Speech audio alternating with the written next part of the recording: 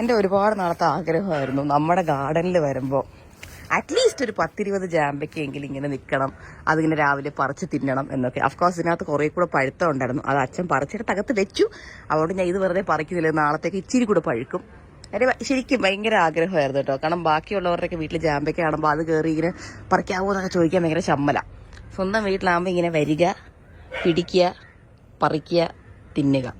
ഓഹ്, എന്തായാലും ഇവിടം വരെ വന്നു ഒരെണ്ണം പറിക്കാം.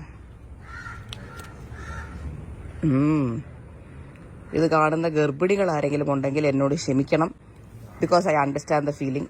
ഞാൻ പ്രഗ്നൻ്റ് സമയത്ത് ഞാൻ ഇതുപോലെ ചില റീലൊക്കെ കാണുമായിരുന്നു കേട്ടോ. അതായത് കറക്റ്റ് പ്രഗ്നൻ്റ് ആയിരിക്കുമ്പോൾ തന്നെ കാണുമായിരുന്നു കേട്ടോ.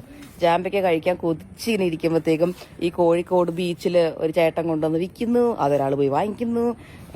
ഇതുപോലെ മരത്തുനിന്ന് ഒരാൾ പറിക്കുന്നു, അതിനെ ഉപ്പിലിടുന്നു, തിന്നുന്നു. ഈ വക വീഡിയോ മാത്രമേ ഞാൻ കണ്ടുകൊണ്ടേയിരുന്നേ. ഞാൻ എൻ്റെ മനസ്സിലിങ്ങനെ പറയുമായിരുന്നു, ഓ ഈ പണ്ടാരങ്ങൾക്ക് തിന്നാ പോരെ, എന്തിനാ വീഡിയോ എടുത്തിടുന്നത്. അങ്ങനെ എൻ്റെ മനസ്സിൽ കൂടെ പോയിട്ടുണ്ട്. അപ്പം എൻ്റെ ഓഫീസിൽ വർക്ക് ചെയ്തിരുന്ന ഇന്ദു എന്ന് പറഞ്ഞ നമ്മുടെ ഒരു സ്റ്റാഫ് ഉണ്ടായിരുന്നു. പുള്ളിക്കാരി എൻ്റെ ഫ്രണ്ടും കൂടെയാണ്. പുള്ളിക്കാരി ഞാൻ അശ്വിൻ്റെ വീട്ടിൽ നിന്നപ്പോൾ എനിക്ക് കൊണ്ടുവച്ച് അന്ന് അങ്ങനെ ഞാൻ എൻ്റെ കൊതി കുറച്ച് അടക്കി. അതിൽ ഞാൻ പോയി തിന്നട്ടെ.